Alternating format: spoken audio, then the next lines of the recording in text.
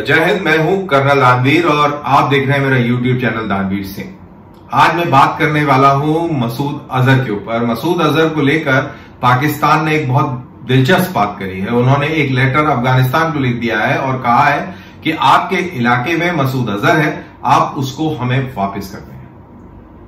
तो ये बहुत ही दिलचस्प हास्यास्पद बात है कि एक आतंकवादी मुल्क दूसरी आतंकवादी सरकार से गुहार लगा रहा है कि आप उस आतंकवादी को हमें दे दें, और वो आतंकवादी सरकार यानी कि तालिबानी सरकार वो ये कह रही है कि हमारे मुल्क में कोई भी आतंकवादी नहीं है, हम कोई भी ऐसे आतंकवादी को पनाह नहीं देते जो दूसरे मुल्कों में जाकर तबाही मचाए। वो बात और है कि अल जवेरी काबुल में मिला, लेकिन चलिए कोई बात नहीं, हम तो बेशरम है, हम तो कुछ भी बात कर सकते हैं, हमें कोई भी शर्म नहीं आती। लेकिन साथ के साथ इसके ऊपर तो मैं बात करूंगा ही करूंगा, लेकिन ये वीडियो पूरा आखिर तक देखिए।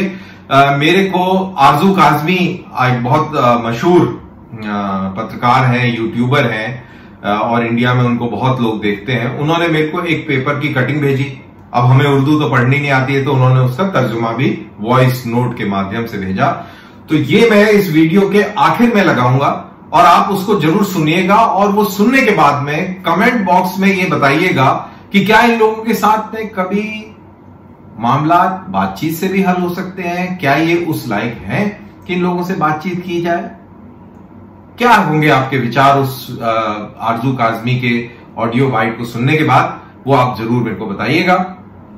तो शुरू करते हैं अपनी बात।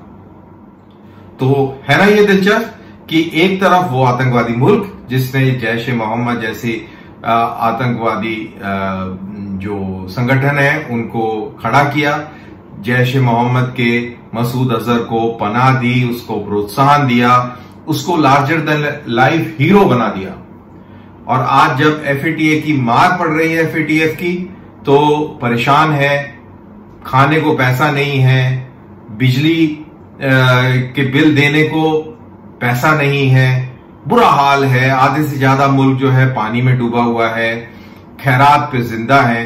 अब उनको ये लग रहा है कि भाई अभी कोई इलाज नहीं है, हमको इन सारे आतंकवादियों पर काबू लाना ही पड़ेगा अगर एफएटीएफ से बाहर निकलना है तो।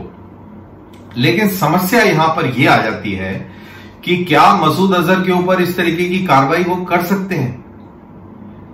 और जैसे ही ये सवाल किया जाता है कि क्या वो मसूद अजहर के ऊपर या मसूद अजहर के खिलाफ इस तरीके की कार्रवाई कर सकते हैं, तो अपने आप सारे जवाब क्लियर हो जाते हैं।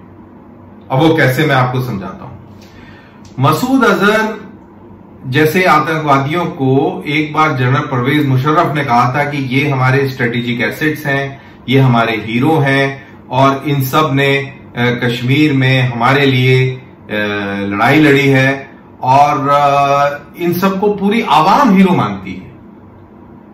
लेकिन सिचुएशन ऐसी हो गई, मजबूरियां ऐसी हो गई कि परवेज मुशर्रफ को इनके खिलाफ कार्रवाई करनी पड़ी। और जब इनके खिलाफ कार्रवाई हुई तो क्या हुआ, परवेज मुशर्रफ के ऊपर जानलेवा हमले हुए, और एक नहीं 2 बार हुए। तो यहां से ये बात निकल के आती है, ये समझ में आती है कि पाकिस्तान के लिए ये कितना कितना मुश्किल काम है। ये कोई आसान काम नहीं है बॉस, कि इन लोगों के ऊपर जो पूरे समाज के हीरो हों। आप देख लीजिए कि इनके समाज में कैसे हीरो बने हैं।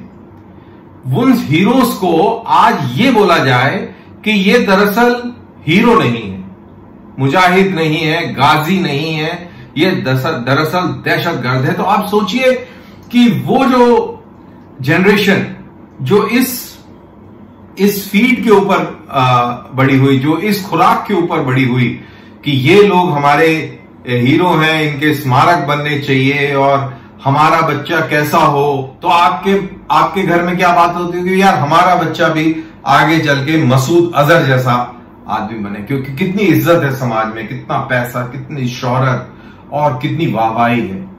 तो अगर आपने पूरा सिस्टम अगर ऐसे इकट्ठा किया हुआ है, तो आपको लगता है कि उसके खिलाफ कार्रवाई हो सकती है। अब एक तरफ तो आप इस सिचुएशन में फंसे हुए हैं कि आपने ही लोगों को इस मोड़ पर खड़ा कर दिया है। इनफैक्ट लोगों को वो जो घोड़ों की आंख पे जो इस तरीके से ब्लिंकर्स लगे होते हैं ना, वो लगा दिया आपने। आपके मुल्क में पाकिस्तान में ना तो कोई डिबेट है, ना डिबेट कर सकता है इन चीजों पे, ना डिस्कशन हो सकता है, और ना आप इनकी तनकीद कर सकते हैं, क्रिटिसिज्म भी नहीं कर सकते हैं। और आपको जो सरकार ने बता दिया वही मानना पड़ेगा। और सरकार ने बताया है कि मसूद अजहर जैसे लोग, हाफिज सईद जैसे लोग, ये आपके हीरोज हैं। तो बस कहानी खत्म हो गई, इसके बाद कोई डिस्कशन नहीं है। और पूरी दुनिया इन जुगनुओं के पीछे भागने लगती है और बाकी कहीं से कोई इनपुट नहीं है, इस्लाम का तड़का लगा हुआ है और वगैरह वगैरह। और कौन सी ऑर्गेनाइजेशन है? जैश ए मोहम्मद साहब को लेकर मुसलमान लोग कितने जज्बाती हैं। और अगर जैश हो, जैश का मतलब रसाला या कोई जो मोहम्मद की फौज, अगर मोहम्मद की फौज जैसी ऑर्गेनाइजेशन बन जाए तो उसकी रिलीजियस सैंक्टिटी कितनी जबरदस्त हो जाएगी। और उस फौज का जो chief of the army staff है वो कौन है? मसूद अजहर।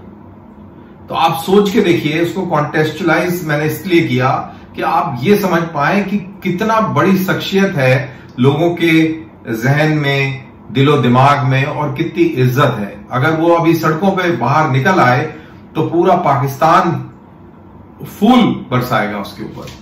तो ये हालात है। तो आप उसके ऊपर कार्रवाई कर सकते हैं? बिल्कुल नहीं कर सकते। तो आपके पास ऑल्टरनेट क्या है? तो सबसे मजेदार ऑल्टरनेट ये है कि भाई हमने अफगानिस्तान को लेटर लिख दिया कि तुम पकड़ के दे दो, तुम्हारे नंगरहार प्रोविंस के अंदर ये छुपा हुआ है।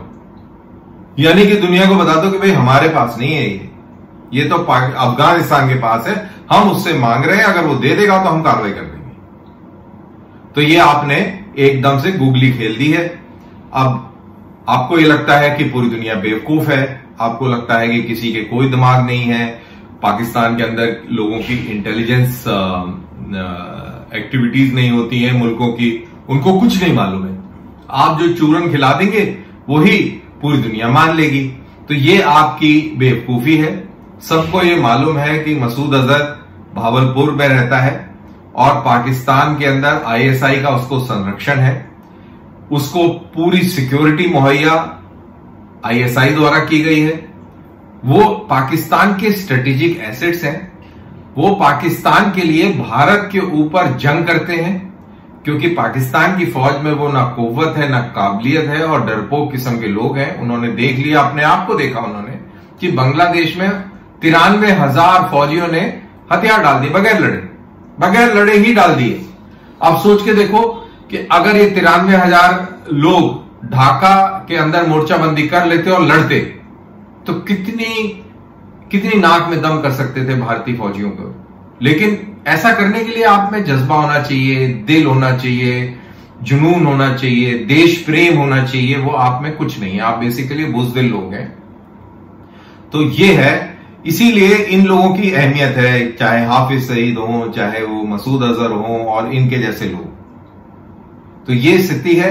आप बेवकूफ नहीं बना पाएंगे दुनिया को, पाकिस्तानी भाइयों, चाहे आप कितने भी लेटर क्यों ना लिख लें। और अफगानिस्तान जो आपको लगता है कि वो आपका पुशलग्गू रहेगा या होना चाहिए क्योंकि आपने उनकी सरकार बना दी है, तो ये भी आपकी गलतफहमी पूरी तरह दूर हो गई है। 2 दिन पहले ही आपके डूरेंट लाइन के ऊपर अफगानिस्तान की तरफ से फायरिंग हुई और आपके 2 फौजी हलाक हो गए। तो ये स्थिति है, वो आपको मानते नहीं है, आपकी ड्यूरेंट लाइन को नहीं मानते हैं। और अफगानिस्तानियों ने किस तरीके से आपके नाजरीनों की पिटाई लगाई दुबई के अंदर, यूएई के अंदर, वो भी आपने देखा। किस तरीके से जब आप एशिया कप हार गए तो कितना जश्न मनाया गया काबुल के अंदर लोकल लोगों ने, वो भी आपने देखा। तो ये हकीकत है, इस हकीकत से आप मुंह नहीं मोड़ सकते। और आपको ये लगता है कि आप ऐसे लेटर लिख के पूरी दुनिया को मूर्ख बना लेंगे, बेवकूफ बना लेंगे, ये आपकी बहुत बड़ी गलतफहमी है। तो चलिए सुनते हैं आरजू काजमी ने क्या वॉइस नोट भेजा और क्या था वो अखबार की कटिंग। उसको सुनने के बाद में फिर आप, जैसा मैंने आपको कहा, वो मेरे कमेंट्स में ज़रूर कमेंट डालिए कि क्या ऐसे लोगों से बातचीत से कोई मसला हल हो सकता है या नहीं। तो चलिए पहले सुनिए। तो चलिए सुनते हैं वो खबर जो आरजू काजमी ने हमारे साथ शेयर करी। अखबार की कटिंग और वॉइस नोट। तो सुनिए ये वॉइस नोट और ये है आपके सामने अखबार की कटिंग। अफगानिस्तान के इलाके बेलकुमेरी में गधा मस्जिद में दाखिल होने पे नमाजियों ने फायरिंग करके गधा मार दिया। गधे के मालिक ने नमाजियों पर फायरिंग करके 13 नमाजी हलाक कर दिए। जवाब में नमाजियों ने भारी असले के इस्तेमाल से गधे के मालिक के गांव पे हमला कर दिया और 33 फीमेल समेत 38 लोगों को मार दिया। टोटल 51 लोगों इस गधे के चक्कर में मारे गए। तो इसी के साथ मेरा ये वीडियो यहां पर समाप्त होता है। इसको लाइक कीजिए, शेयर कीजिए और अगली स्टोरी का इंतजार कीजिए।